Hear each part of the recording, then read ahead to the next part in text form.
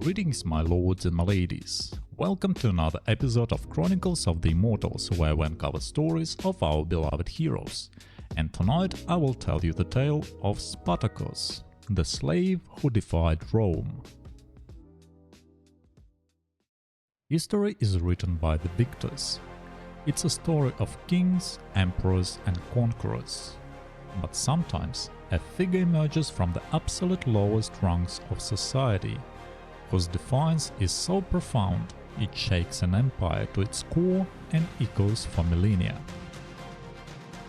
In the 1st century BC, the Roman Republic was the undisputed superpower of the Mediterranean region.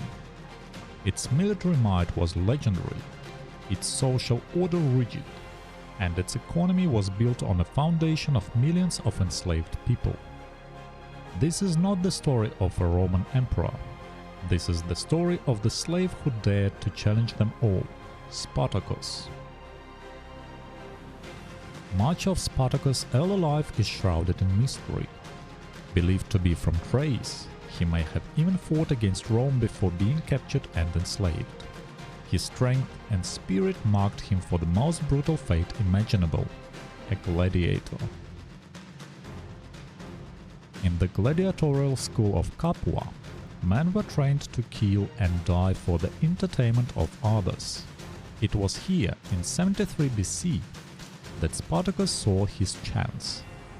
He wasn't just fighting for his life, he was fighting for a concept Rome had denied him: freedom.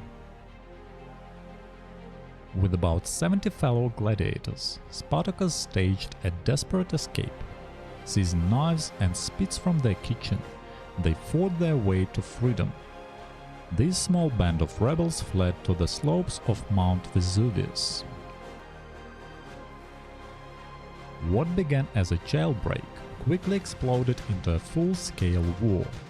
From their volcanic fortress, Spartacus' ranks swelled, not just with escaped gladiators, but with tens of thousands of rural slaves, herdsmen and the disenfranchised. They were an army of the unwanted. Rome, initially dismissive, sent praetors, high-ranking magistrates, to crush this slave revolt. But under Spartacus' brilliant military leadership, the rebels humiliated the Romans.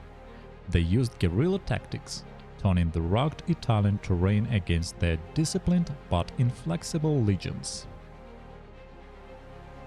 Spartacus' goal evolved.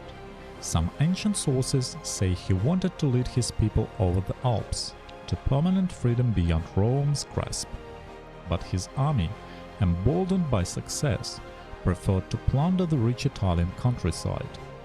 Spartacus faced a challenge greater than any Roman legion, controlling the revolution he had started. The Senate was now in panic. They turned to their richest and most ruthless general, Marcus Licinius Crassus. Given command of 8 legions, Crassus was determined to end the rebellion with brutal efficiency.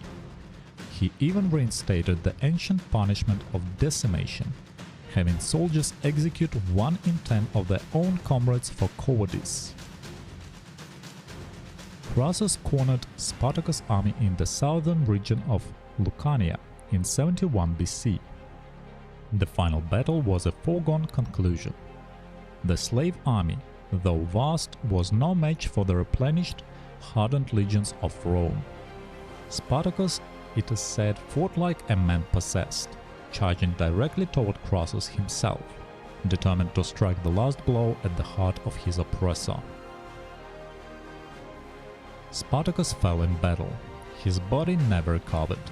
To send a message that would echo through history, Crassus crucified 6,000 surviving rebels along the Appian Way, their bodies lining the road from Capua to Rome, a gruesome monument to the price of defiance.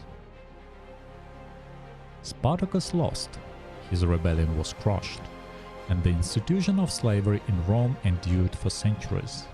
And yet, his story was too powerful to die. He became a legend, a symbol that The human desire for freedom can never be entirely extinguished. He was not a king or an emperor, he was a slave, whose name became a battle cry for the oppressed for centuries to come, reminding us that the most powerful empires can be challenged by the strength of the human spirit. Thank you for watching and see you in the Infinity Kingdom. Bye bye.